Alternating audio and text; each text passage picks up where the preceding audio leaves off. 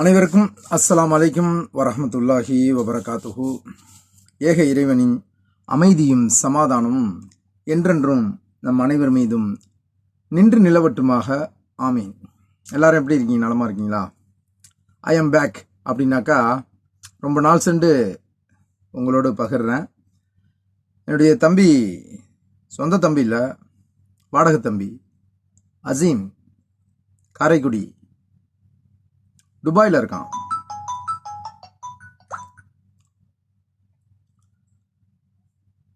அந்த தம்பியுடைய யூடியூப் சேனலில் என்னோட வீடியோ பார்த்துருப்பீங்க. எல்லாமே கெட்டப் வேறையாக இருக்கும். செட்டப் பண்ணி கெட்டப் போடுவோம். ஆனால் இப்போ கெட்டப்லாம் இல்லை, நார்மலாக. ஏன்னா மனைவிக்கு பிடிக்க மாட்டேங்குது. அரபு நாட்டுடைய ட்ரெஸ்ஸை போடுறது நல்லா இல்லையா, அதனால் நாம் முடிவெடுத்தாச்சு ஃபேண்ட் சட்டையில் நம்ம தமிழ்நாட்டில் எப்படி நம்மளுடைய கலாச்சார ட்ரெஸ் இருக்குமோ அப்படி போட்டுக்கலாம் அப்படின்ட்டு. ஆனால் போடுவேன், அரபு ட்ரெஸ்ஸை போட்டு பிரச்சாரத்தில் ஈடுபடுவேன். மேடை போட்டு பிரச்சாரம் பண்ணுவேன். அப்போது அரபு ட்ரெஸ்ஸில் தான் பிரச்சாரம் பண்ணுவேன். ஏன்னா நான் பழனி பாபா மாணவன் தான் அவங்க எல்லாருக்கும் தெரியும்.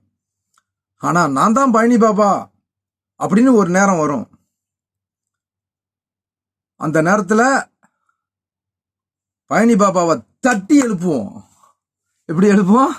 சமாதியில் போய் தட்டி, பாபா வாங்க அப்படின்னு அவரை தட்டி எழுப்பி உங்க முன்னாடி கொண்டுட்டு வரேன். இன்ஷா அல்லாஹ். அல்லாஹ் நாடினால் நடக்கும்ல, தட்டி எழுப்பலாம்ல. அவர்கிட்ட போய் ஜாரத்து பண்ணிட்டு அல்லா கிட்ட துவா பண்ணி எல்லாம் அவர் எழுப்பி விடு. இப்போத்தான் தேவை பழனி பாபா அப்படின்னு சொல்லி அவர் சமாதிக்கு போய் நம்ம தட்டி எழுப்புவோம். ஏந்து வராரா பார்ப்போம். வருவாரு இன்ஷா அல்லாஹ். அல்லாஹ் நாடினால் வருவார். சரி, இப்போ விஷயத்துக்கு வருவோம். வலா ஹவுலா வலா கோத்தா இல்லா பில்லா. இதே ஆட்டுக்கால் வேக வச்சிருக்கேன். 2 காலை வேக போட்டு சூப்பு வச்சுட்டேன். இந்த 2 காலையும் நம்ம என்ன செய்ய போகிறோம் அப்படின்னா, காலைல கூட நான் ஸ்டேட்டஸில் வீடியோ வச்சேன், இதை பாருங்க. சரி, ரைட்டு, எடுத்து காட்டிடுவோம். லா இலாஹ இல்லல்லாஹ். இது என்ன தெரியுமா? ஆட்டுத்தலை. இதை எப்படி நாம கிளீன் பண்ணணும் அப்படிங்கிறது நான் சொல்லிடுறேன். எப்படி கிளீன் பண்ணன்ட்டு. தாக்கட்டையே இந்த பக்கமும் இந்த பக்கம் கிழிச்சு விட்டு, ஏன்னா இப்படி 2 பொளந்து தண்ணியை உள்ளே விட்டு, ப்ரஷ் இருந்துன்னா ஆட்டுடைய இந்த பல் இருக்குல்ல, இதெல்லாம் பல்ல வச்சு தேய்ச்சி அதுக்கப்புறம் நல்லா தண்ணியை ஃப்ரெஷ்ஷாக அடித்து கழுவிட்டிங்கன்னா அப்பா சூப்பராக இருக்கும். இது வெந்தது. ஏன்னா நேற்று நைட்டு கழுவுனா வீடியோ எடுக்க முடியல. இது வெந்தது. இல்லை, இதை இப்போ எப்படி பார்ட்டாக கைட்ட போகிறோங்கிறது தான் நம்ம பார்க்க போகிறோம். பார்ப்போமா? சரி, ரைட்டு. இதனுடைய இது பார்ட்டாக கைட்டுற வீடியோ இன்ஷா அல்லாஹ் அடுத்த வீடியோவில் நீங்கள் பார்க்கலாம். நம்மளுடைய வீடியோ சேனலில் முக்கியமாக என்டர்டெயின்மெண்ட் தான்.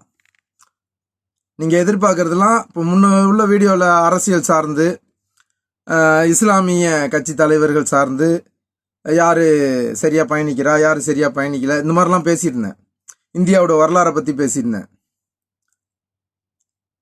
இந்தியாவில் சுதந்திரத்தின் போது இஸ்லாமியர்களின் பங்கு அப்படின்னு சொல்லி யார் யார் இஸ்லாமியர்கள் உயிரை கொடுத்து உடமையை கொடுத்து இந்த நாட்டை வெள்ளைக்காரனிடமிருந்து பாதுகாத்தார்கள் அப்படின்னு சொல்லி, சுதந்திரம் பெற்று போராடி நம்ம நாட்டை வெள்ளைக்காரன்ட்டேந்து காந்தி கிட்ட ஒப்படைச்சாங்க. சுபாஷ் சந்திர போஸ் ஆயுதம் ஏந்தி போராடினாரு. காந்தி அஹிம்சை முறையில் போராடினாரு. ஆனால் யாருக்கிட்ட ஒப்படைச்சாங்க? ஆயுதம் ஏந்தி போராடியவனை அழிக்கத்தான் பார்ப்பார்கள். அஹிம்சை முறையில் போராடியவர்களுக்கு அள்ளி கொடுத்து விட்டார்கள். அதைத்தான் இலங்கையில கூட நடந்தது இல்லையா? ஆயுதம் ஏந்தி போராடிய, மண்டியிட்டு வாழ்வதை விட சண்டையிட்டு சாவதை மேல் என்று பிரபாகரன் செத்து மடிந்தார். அவர் மட்டும் இல்ல, குடும்பத்தையே கொடுத்தார் தன் இன மக்களுக்காக. இனம் என்பது மனித இனம். தமிழ் இனம், தெலுங்கு இனம் அப்படின்லாம் குரான்ல சொல்லல. மனித இனம். முதலில் இறைவன் ஜின் இனத்தை படைத்தான், பிறகு மனித இனத்தை படைத்தான், பிறகு விலங்கினத்தை படைத்தான், பிறகு பறவை இனத்தை படைத்தான், பிறகு நீர் இனத்தை படைத்தான், தாவர இனத்தையும் படைத்தான். இது அத்தனையுமே மனிதர்களுக்காக படைத்தேங்கிறான். ரைட்டு, விஷயத்துக்கு வருவோம்.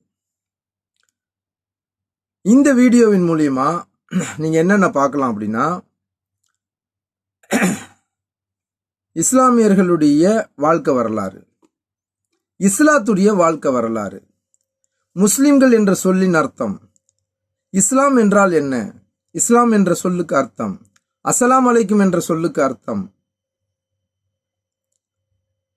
ஒரே இறை ஒரே மறை ஒரே முறை என்ற கோட்பாட்டில் வாழக்கூடிய இஸ்லாமியர்கள் எப்படி இப்படி பல பிரிவுகளாக பிரிந்தார்கள், ஏன் பிரிந்தார்கள், எதற்காக பிரிந்தார்கள், பிரிந்தவர்கள் அனைவரும் எப்படி ஒன்று சேர்வார்களா கேட்டா அதெல்லாம் முடியாத காரியம்.